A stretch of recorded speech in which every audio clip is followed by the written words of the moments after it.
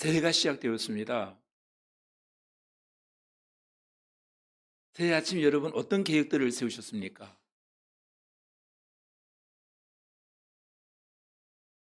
하지만 아무리 치밀한 계획을 세운다 해도 우리의 계획대로 되어지지 않는 것이 우리의 삶의 현실이었습니다. 계획이 실패하고 불확실한 미래 앞에 우리는 좌절할 때가 많이 있었습니다. 그런데 여러분 한번 곰곰이 생각해 보시길 바랍니다. 이 세상을 창조하시고 역사를 주관하시는 하나님께서 우리의 계획과 우리의 삶을 하나님께 온전히 위탁에 드린다면 어떤 역사가 일어날까? 한번 곰곰이 생각해 보시길 바랍니다. 오늘 본문 잠언서 16장 1절로 3절 말씀은 우리에게 이렇게 도전합니다. 너희의 마음의 경영과 말의 응답을 여호와께 맡기라. 그리하면 내가 경영하는 것이 이루어지리라. 이 말씀은 단순한 겉면이 아니에요. 전능하신 하나님께서 친히 우리에게 약속하신 말씀입니다.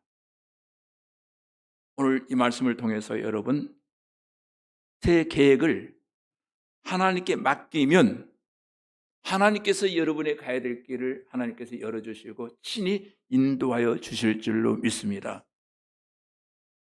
새해를 맞이하면 우리는 크고 작은 계획들을 세우게 됩니다. 근데 그 세운 계획들이 우리의 노력으로는 불완전하더라는 거예요.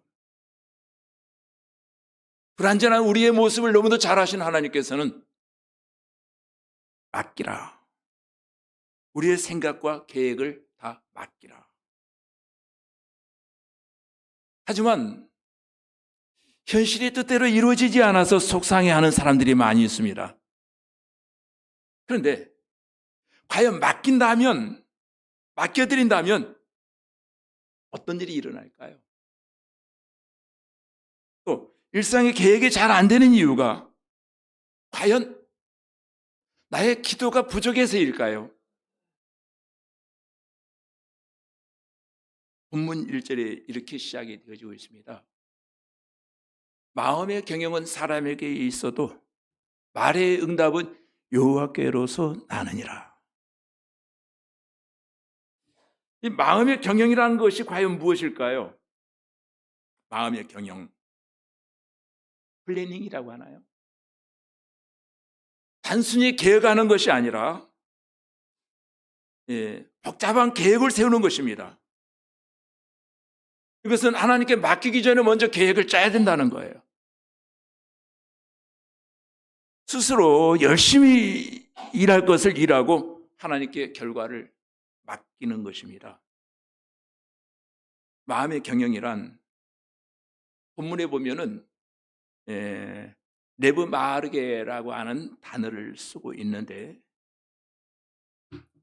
마음이라고 하는 내부 정신의 집을 말하고 있습니다. 마음을 본문에 보면은 우리 마음의 집 이것을 마음이라고 말합니다. 거기에는 우리의 사상, 가치, 신념 뭐 다 들어있는 게 마음인데 근데 이 마이르케라고 하는 단어는 배열, 배치, 준비, 계획 그러니까 마음의 계획이란 너의 내면의 세계가 바르게 정렬되어 있지 않고 정리정돈되어 있지 아니하다면은 아무리 열심히 일해도 그것은 우선순위가 잘못되어진 것이다. 우선순위가 잘못되어지면 좋은 결과를 기대할 수 없다. 그러면 우리의 우선순위를 어디에 둬야 될까요? 마태복음 6장 33절에 보면 너희는 먼저 그의 나라와 그의 의를 구하라. 그리하면 이 모든 것을 이루리라. 이렇게 말하고 있습니다. 인생을 살아가는 데에도 경영이 필요합니다. 장기적인 안목에서의 인생 경영이 없다면 그 사람은 절대로 발전을 기대할 수 없다는 거예요. 자, 사람들이 여러 경영하고자 하는 계획들을 가지고 있지만은 그 모든 실질적 경영주는 여호와 하나님이시다. 아멘. 내가 아무리 계획을 세웠을지라도 그 계획의 주인은 하나님이시다. 예, 경영이라고 하는 말이 성경에 보면은 약 30회 정도 기록이 되어지고 있는데 영어 성경에서는 이 계획을 세 가지 의미로 해석을 하고 있습니다. 생각하는 것, 결정하는 것, 계획하는 것 등을 포함하고 있습니다. 그런데 우리가 생각하고 계획하고 결정하는 것 모두가 다 플래닝, 계획에 속한다는 거예요. 우리는 누구나 다 자기의 마음에 내면의 세계를 경영하는 일종의 마음의 사업가들이라는 거예요. 우리 다 사업가들이에요. 사업체가 어디냐고요? 내 마음속에 있어요. 내 내면의 세계, 정신의 집을 어떻게 내가 관리하느냐? 문제는 어떻게 해야 이 마음의 경영에서 사업에 성공할 수 있을까? 어떻게 해야? 한번 곰곰이 생각해 보시며 이 말씀 속으로 함께 들어가실 수 있기를 바랍니다. 두 번째 나오는 단어가 말의 응답이라는 단어가 1절에 나와 있어요. 말의 응답. 이 말은 누군가가 해석해 주지 아니하면 이 말의 의미를 잘 모를 거예요. 말의 응답이 뭘까? 말의 응답은 여호와께로부터 나오느니라 했는데 이 말의 뜻은 사실 기도를 뜻하고 있어요. 기도라고 해석하면 이 말이 금방 해석이 됩니다. 기도의 응답은 누구로부터? 여호와께로부터 나오느니라. 자, 인간의 마음속에 아무리 좋은 계획을 세우고 실행하지만 그 성공 여부는 누구에게? 하나님께서 결정하신다는 거예요. 말의 응답은, 이 말은, 기도의 응답은 하나님의 주권과 섭리를 나타내는 거예요. 인간의 노력에 대한 하나님의 결정적인 개입을 뜻하고 있습니다. 그런 점에서 기도는 하나님께 정하신 결정의 때를 향한 기다림의 미학이라고 말합니다. 기도는 기다림의 신앙. 곧 말의 응답, 기도의 응답, 이것은 하나님의 주권과 섭리를 나타내는 거예요. 인간이 아무리 수고하고 노력한다 할지라도 하나님 너 하면은 안 되고 하나님의 결정해 주셔야만 된다는 겁니다. 그것은 인간의 계획이 하나님의 주권 안에서만 이것이 완성되어져 갈 수 있다는 거예요. 그런데 중요한 것은 마음의 경영이라고 하는 단어가 재밌는데 마음의 경영을 할 수 있는 자유의지를 하나님이 우리에게 주신 거예요. 어떤 결정을 내리든 좋은데 내가 볼 때 하나님께 의탁하는 결정을 내리기로 원한다. 마음의 경영권을 우리에게 줬어. 자유의지예요, 그게. 그 자유의지를 우리에게 주었는데 하나님이 원하시는 경영은 하나님께로 택한 하나님을 바라보며 하나님을 선택하는 결정이 내려지기를 원했다는 거예요. 우리에게 주신 경영을 통해서 말입니다. 그런데 인간이 선악과를 따먹게 된 이유가 뭡니까? 마음의 경영권을 인간 아담과 하와에게 주었던 거예요. 근데 그 마음의 경영권을 가지고 그들은 잘못 선택합니다.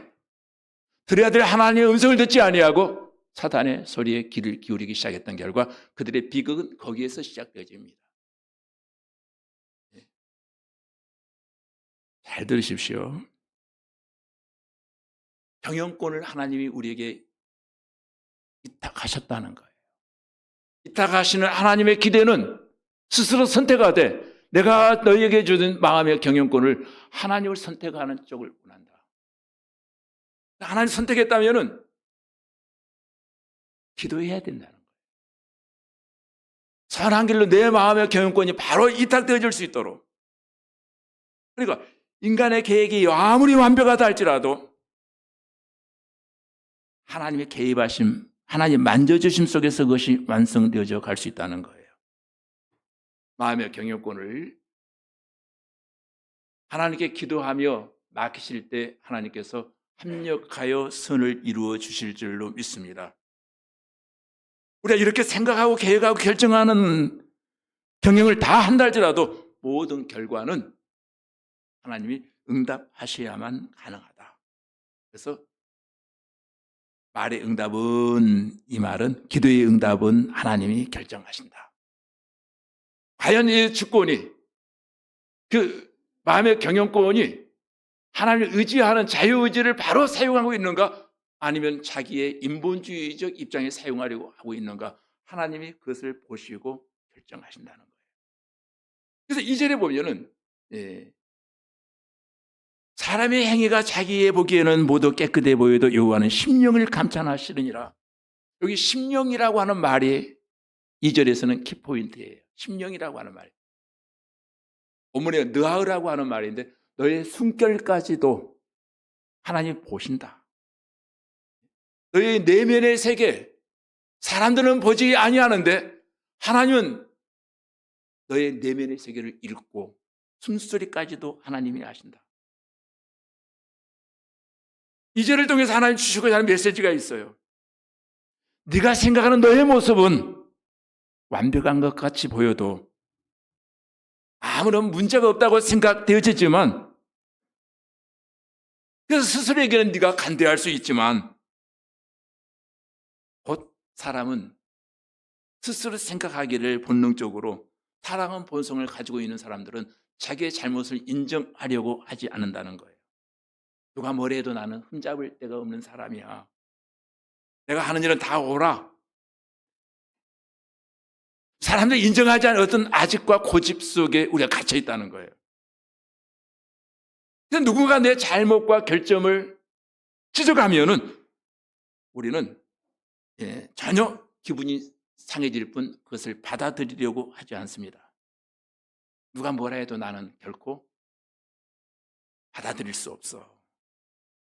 심지어 성경이 우리의 잘못을 지적한다 할지라도 내가 그렇게 뭐 죽을 죄를 졌는가?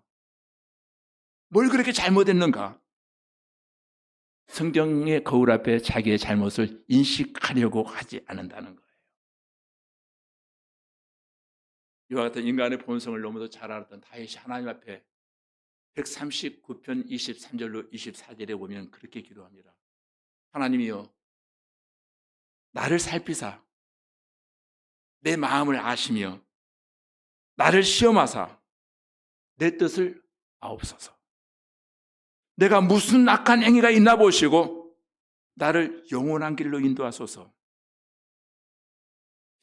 기도라고 하는 것은 내면의 성찰이거든요.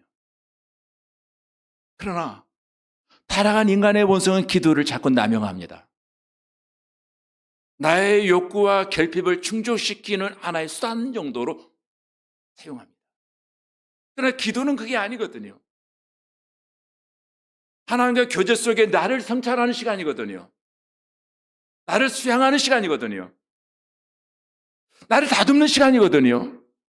나를 고치는 순간이 기도거든요. 말씀의 거울 앞에, 하나님이라고 하는 거울 앞에 내 자신을 비추어 보는 겁니다. 기도를 통해서 내 자신을 비추어 봤을 때 내 불의와 부정적인 모습이 드러나기 시작합니다. 하나님의 그 강렬한 빛 앞에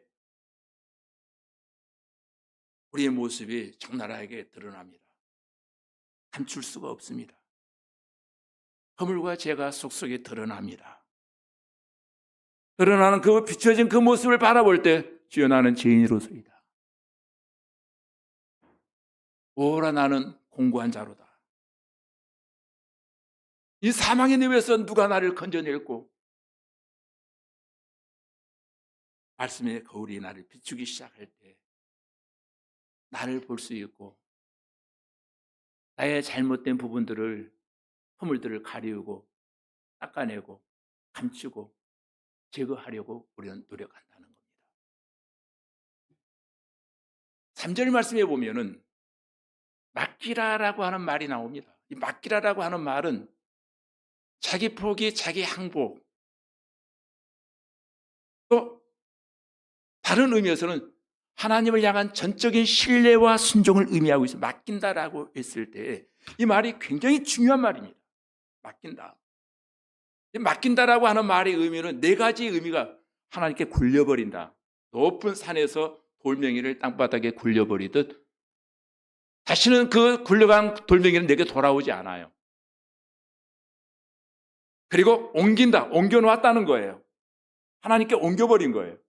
그리고 뒹글다, 빙글빙글 내려오듯이 뒹글다. 그리고 돌멩이를 던지듯 던져버렸다는 뜻을 가지고 있어요. 이것은 하나님께 주권을 이양시켜드렸다는 거예요. 이게 아니에요. 큰 돌을 짊어지고 가던 사람이 그 돌을 짊어지고 가지 아니하고 굴리고 가면 아주 쉽다고 하는 것을 알게 됩니다. 맡겨버린다. 이 말은 굉장히 중요해요. 근데 우리 한국인들에게 이제 맡긴다라고 하는 말을 제대로 이해하지 못하는 경우가 많아요.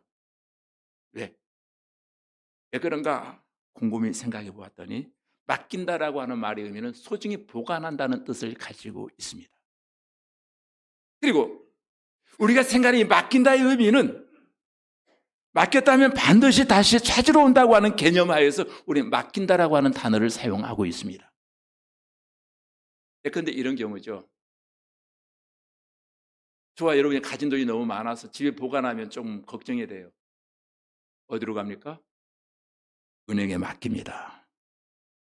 은행에 돈을 맡긴다고 했을 때 반드시 다시 와서 그 돈을 찾는다라고 하는 의미를 가지고 있어요.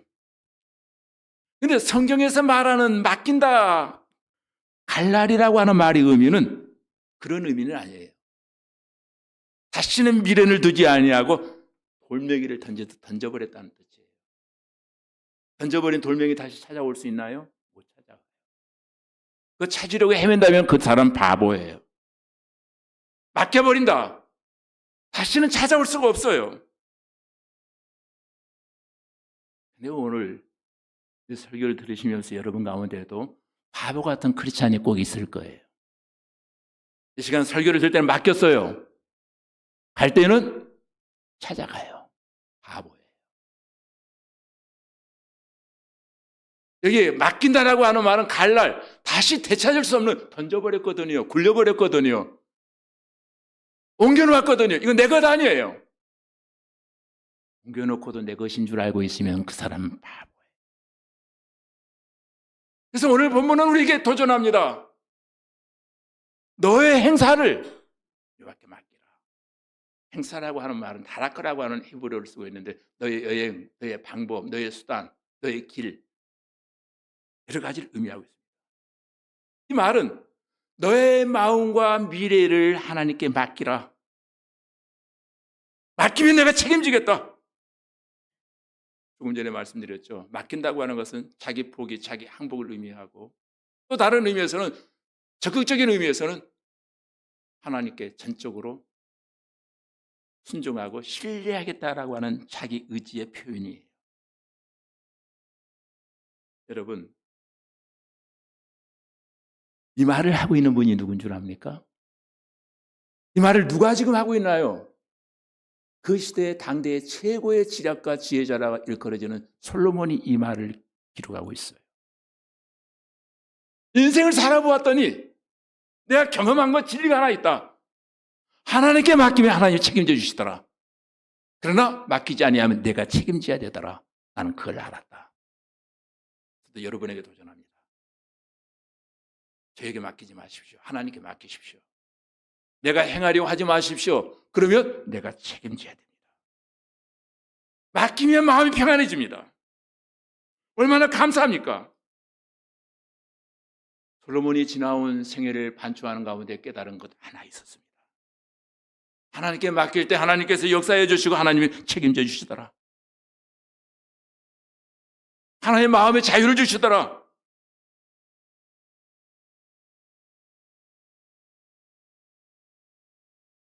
호주에 가족치료 심리학자 가운데 스티브 피들프라는 사람이 있습니다.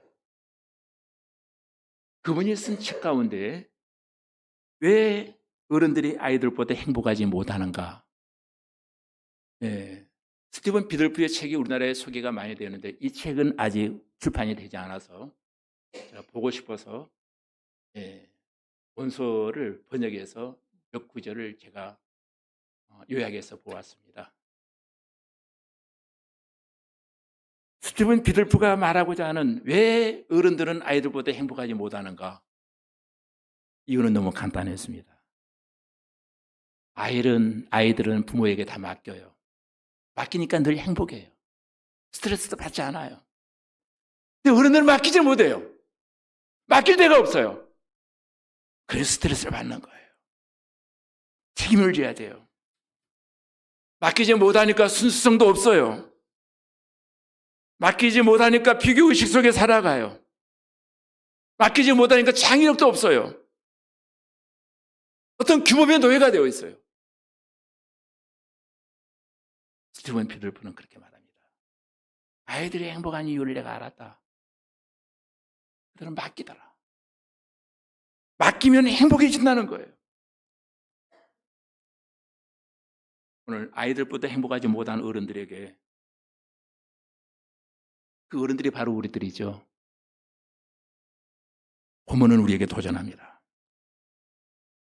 2025년도 그 어느 해보다도 행복한 삶을 살기를 원하느냐? 주님께 맡겨라. 다시 맡겼다가 찾아가지 말아라. 잠언서 16장 1절로 3절은 인간의 계획과 행동, 결과를 다 맡기면 하나님이 책임져 주시더라. 말씀을 맺으려고 합니다. 2025년도 하나님 우리에게 선물로 주셨습니다. 다른 것 다 잊어버리시더라도 하나님께 맡기고 시작하십시오. 수많은 계획과 번민이 여러분에게 있을지라도 맡기면 하나님이 여러분의 경영을 이루어 주실 줄로 믿습니다. 누가 뭐라 하든 우리도 마음의 경영자들, 우리 내면 세계의 사업가들이에요. 프로라면은 맡길 것은 맡기고 내가 할 수 있는 건 내가 하는 거예요. 그러나 내 인생 내가 할 수 있는 것 아무것도 없어요. 오늘 보면 잠언서 16장 1절로 3절은 우리에게 이렇게 도전합니다. 계획을 세우되 결과는 하나님께 맡겨라. 행위는 실행하되 동기는 하나님 앞에 순수해라. 목표는 성취하되 성취는 하나님의 시간 속에 기대하며 기다리라. 너에게 주어진 인생의 무게를, 삶의 무게를 혼자 감당하려고 몸부림치지 말아라. 너의 행사를 여호와께 맡기라. 그리하면 내가 경영하는 것이 이루어지리라. 이 약속의 말씀을 붙들고 여러분의 모든 것을 맡기고 한 번도 돌아가실 때 되찾아가시는 분이 안 계시기를, 바보 같은 크리스찬이 안 계시기를 주님의 이름으로 축원합니다. 기도하십시다.